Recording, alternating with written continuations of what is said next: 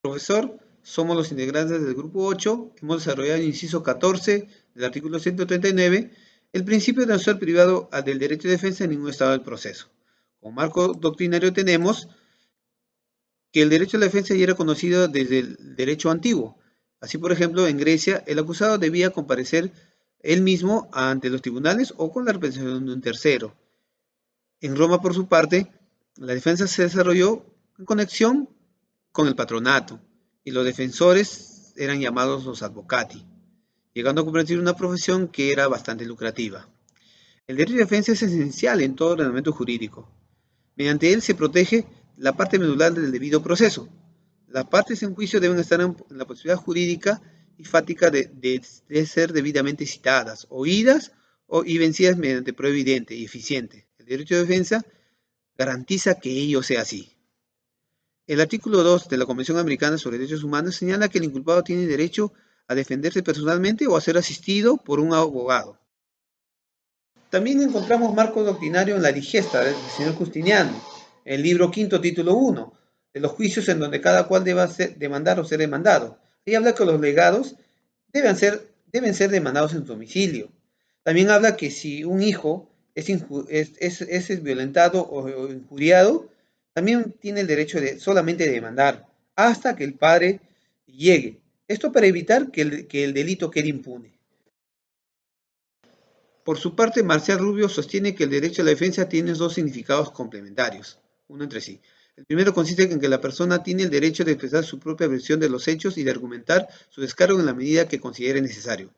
El segundo consiste en el derecho a ser permanentemente asesorado por un abogado, que le permita garantizar su defensa de mejor manera desde el punto de vista jurídico. Esta versión contiene la idea básica e intrínseca del derecho de defensa. Nos estamos refiriendo a la capacidad de defensa del justiciable por sí mismo o por medio de una asistencia especializada. Ninguna de estas dos garantías debe estar ausente en un proceso bajo pena de nulidad. Finalmente, como base doctrinaria tenemos a la normatividad nacional concordante, como es la Constitución Política, el Código Procesal Civil, Código Procesal Penal, Código Procesal Constitucional, los tratados internacionales, como son Declaración Universal de Derechos Humanos, Convención Americana sobre Derechos Humanos, Pacto Internacional de Derechos Civiles y Políticos. La vulneración del principio de defensa, que está contemplado en el artículo 139 de la Constitución Política del Perú, en el numeral 14. La violación de este principio puede producirse ya sea porque el propio procedimiento o a través del cual se tramita el proceso no contenga la estructura o provea los trámites suficientes y oportuna para que cada parte pueda actuar frente a la actividad de la contraria o incluso frente a la del juez. Es decir, bajo este supuesto, la afectación de la defensa se puede presentar por acción u omisión del propio legislador. Sin embargo, esta garantía también puede ser conculcada por el propio jugador que tramita un proceso en concreto, al no permitir indebidamente el pleno desarrollo de su actividad a uno o más de los contendientes.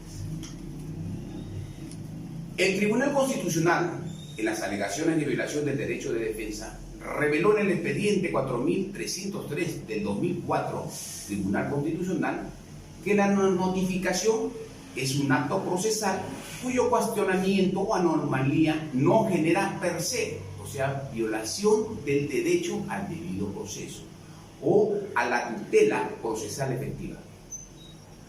Para que ello ocurra, resulta indispensable la constatación o acreditación indubitable por parte de quien alega la violación del debido proceso, de que con la falta de una debida notificación se ha visto afectada de modo real y concreto el derecho de defensa u otro derecho constitucional directamente implicado en el caso concreto.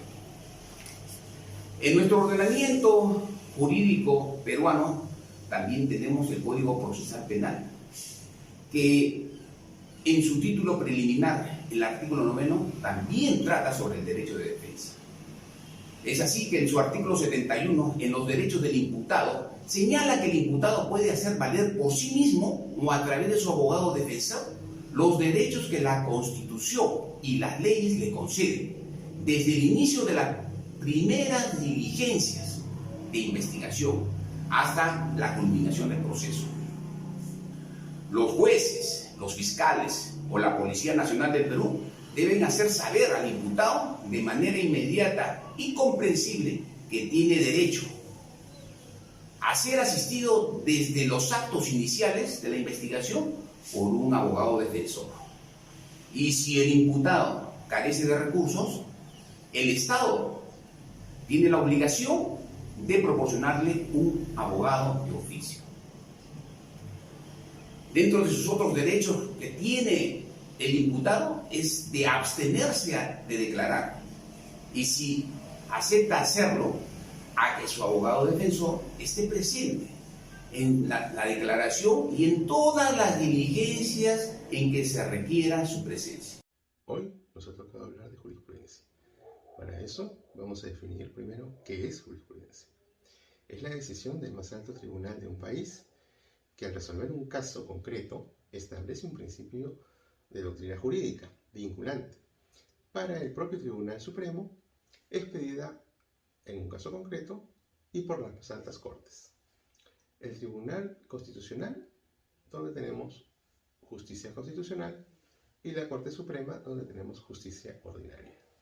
Dentro del Tribunal Constitucional tenemos tres tipos de jurisprudencia: precedentes constitucionales, la doctrina jurisprudencial y las sentencias normativas.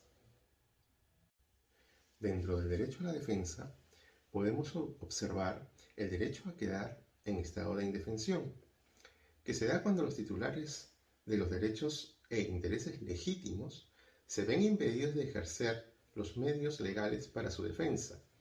No obstante, no cualquier imposibilidad de ejercer esos medios produce un estado de indefensión, que atenta contra el contenido constitucionalmente protegido de dicho derecho, sino que es constitucionalmente relevante cuando se genera una indebida y arbitraria actuación del órgano que investiga o juzga a un individuo.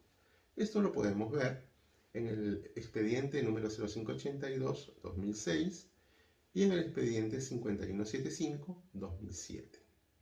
También podríamos agregar que esto ocurre cuando un tribunal de menor jerarquía establece un juicio que es inconstitucional, violando o vulnerando ciertos derechos, y que luego la persona agravida apela a esta decisión ante una instancia más elevada, que podría ser la Corte Suprema, y esta anula o deja sin efecto la decisión anterior por vulnerar los derechos, como el derecho a la defensa de la persona agravida.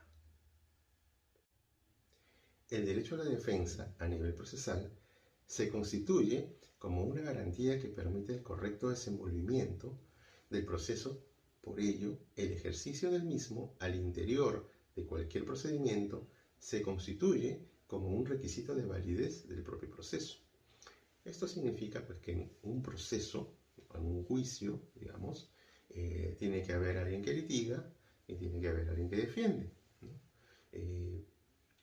Porque es parte del proceso en sí, ¿no? Si no hubiera el derecho a la defensa, pues el juicio de alguna manera solamente sería, digamos, darle una condena a una persona. No tiene que haber alguien que exponga la inocencia de esta persona, ¿no?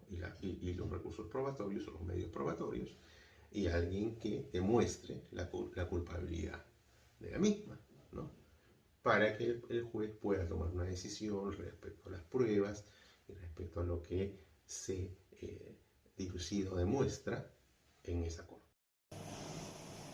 Podemos llegar a la siguiente conclusión: el derecho de defensa protege a toda persona a no quedar en estado de indefensión en cualquier etapa del proceso judicial o del pronunciamiento administrativo sancionatorio frente a cualquier tipo de articulaciones que se puedan promover.